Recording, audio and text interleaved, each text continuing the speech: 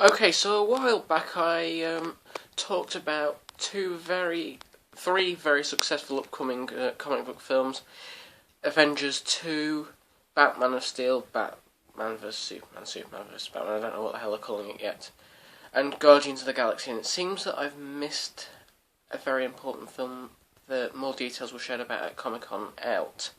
Now, that's quite appalling for me, considering that the main character in this set of comic book films is my favourite Marvel character. But there you go. If you don't know what I'm talking about, it's X-Men Days of Future Past. Now, I haven't reviewed the X-Men films yet. I will come to that in the near future, probably in a few months' time. I don't know when.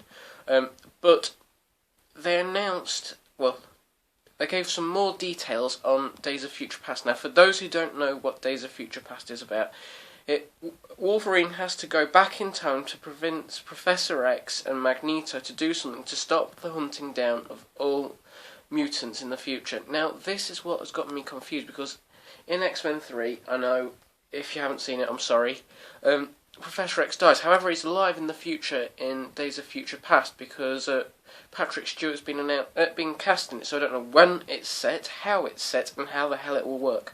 So who's going to be in it? Are we going to have returning cast from the old film, from the new film?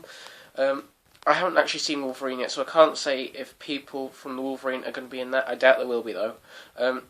But there has been some casting announcements. We've got Patrick Stewart and Ian McKellen as Professor X and Magneto again. We've also got James McAvoy and Michael Fassbender as younger versions of those two characters. We've also got Holly Berry back, we've also got Jennifer Lawrence back, and goodness knows who else back, so I don't know how the hell this is going to work. One major announcement that came from it, though, that everyone had been suspecting for a while: Peter Dinklage. Now, if you don't watch Game of Thrones, I doubt you'll know who he is, but he has been cast as the main bad guy in the film Trask. Now, he's the one that wants to hunt down the mutants, and there are something like 20-foot Sentinel robots going to kill them, so it should be quite a fun film to watch, and I honestly can't wait for it. It should be quite dark and quite evil by the sounds of it, and I really like the sound of it. Oh, obviously, yeah, Hugh Jackman back as Wolverine for the 7th time, which will have passed Samuel L. Jackson for most appearances in Marvel films. It's going to be interesting to see how they carry it on after that, though. Will Wolverine get another separate film?